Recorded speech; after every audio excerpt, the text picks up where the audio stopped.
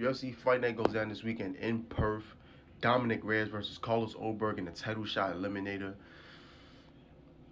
And the rest of this card is fucking dirt McGirt. I see what the UFC was doing here. They trying to give Australia a favor. They matched up a lot of talent coming out of that country against a bunch of fucking NPCs. I'm gonna be real with y'all. This is a favor that the UFC is doing for Australia, but I understand it. Nigga, look, CKB is like half of this fucking fight card, but I digress. Let's get into these picks because these are some solid fights. First fight tonight, we got Brandon Perchich versus Alicia Ellison. I will be picking Brandon Perchich again. Comes out of CKB, has a reason to fight. He was talking about sleeping with rats and roaches in the gym. Didn't complain. He wanted to be there. He's coming out of a good gym. You got Eugene Bareman in your corner. You got CKB. That's a good gym. Give me Brandon Perchich.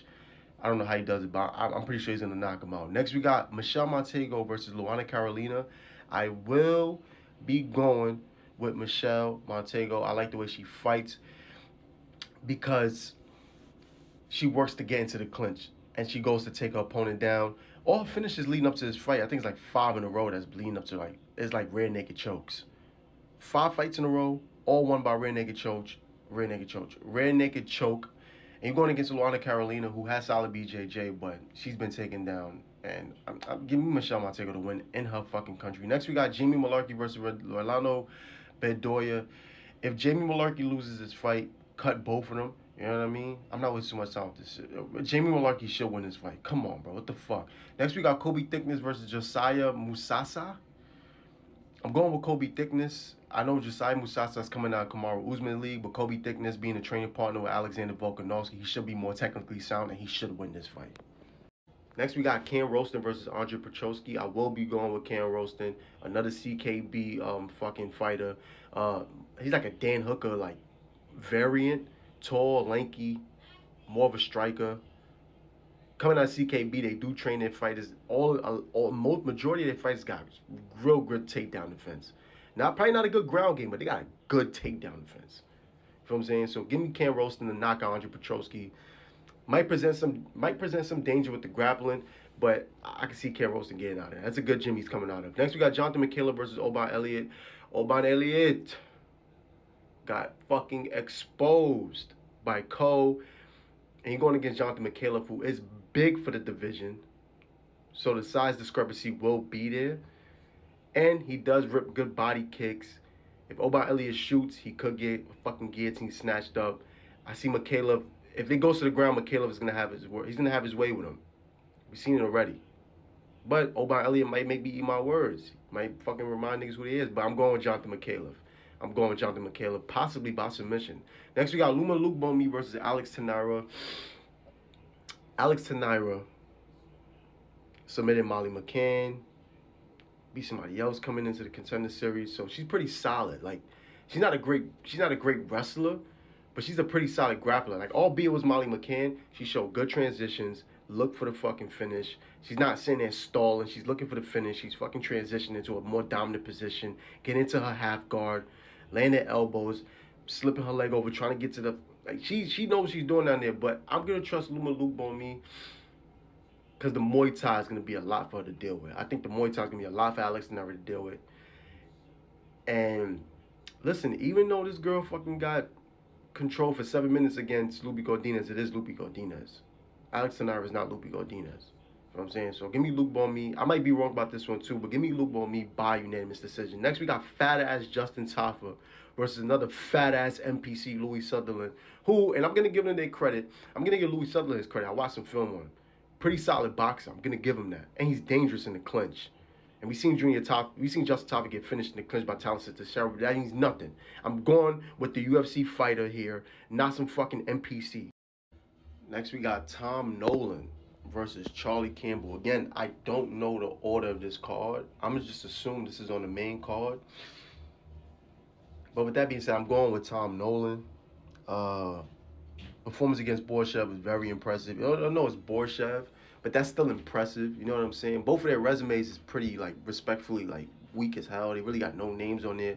Charlie Campbell, on the other hand, almost had a Chris Duncan W under his belt. That has to be said. But gave Trevor Peek his second loss. Was supposed to fight Rufy. That fight got canceled for whatever reason. Uh, and now he's fighting Tom Nolan, but it is on short notice. So that's the only reason why I'm really picking Tom Nolan. But Charlie Campbell is alive as fuck, bro. Like, dude is pretty solid. I ain't even gonna hold you, but I'm gonna be picking Tom Nolan just off the fact that it's short notice. Next, we got Navajo Sterling versus Rodolfo Bailado. Why? Why is this fight even fucking happening? Like, this is why I see. This is what I'm saying. UFC is doing favors. Why is this fight even happening? Jake Matthews versus Neil Magny. I will be going with Jake Matthews. I'm picking Jake Matthews by knockout. I do want to say it's self-explanatory. But then again, Neil Magny does pressure people. He does put people in awkward situations, and he's a very good grappler. So people don't take that risk. But I think Jake Matthews is more technically sound. Not more technically sound, but I think he's a smarter fighter than people give him credit for. I think he's just a better fighter than people give him credit for. And I do see Jake Matthews keeping this shit on the feet and knocking Neil Magny the fuck out, bro. Like, what are we doing here? Next, we got Jimmy Crute versus Ivan Erzlan. Jimmy Crute, like, this is the UFC's doing favors. Have you seen Erzlan's last two fights? He looked like shite. Give me Jimmy Crute, man. What are we doing here? Next, we got Jack Jenkins versus Ramon Tavares.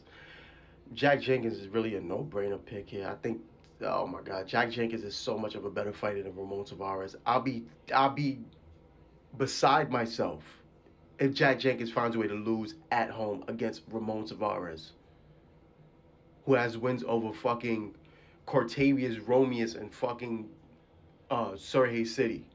You know what I mean? Like, come on. Come on. What are we doing here? Jack Jenkins has to win this fight.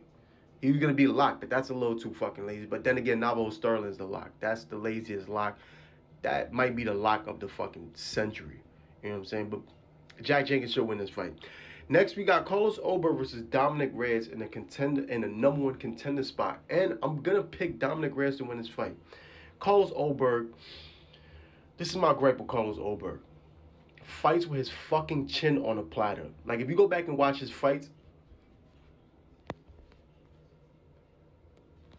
throw strikes, chin is right here for you. Volkan Ozdemir is walking you down the majority of the fucking duration of the fucking fight, getting some hits off. You know what I'm saying? Dealing with your attacks, dealing with your strikes, as he should. He's a vet. You know what I'm saying? Then, so you go into a decision with Volkan Ozdemir while he's walking you down for more of the duration of the fight than you're walking him down. Granted, you're a fucking counter striker, just like Dominic Reyes. That's what two things that they have in common. They're counter strikers. They like to fight off the back foot. They find success off the back foot. But you scraping decisions against Volkan Ozdemir in a fight which he's walking you down for the major duration of the fight. Then you fucking get a robbery decision against Jan Blachowicz. And now you fight Dominic Reyes, who's hungry, who's 3-0 in the UFC. 3 back-to-back finishes. One being against Anthony Smith. I'm going to let that rock for what it's worth. He dealt with the grappling, so I'm going to give him his props on that. Beat Dustin Jacoby, who's a way better kickboxer than you. And he dealt with that pressure. He dealt with that onslaught of Dustin Jacoby and found a fucking counter-straight knockout on his chin. Comfortable in the pocket. Went 5 rounds with the quintessential GOAT, John Jones. He's been in this position before. This is your first main event. The pressure's going to be on you. I trust Dominic Reyes to pull this out. And however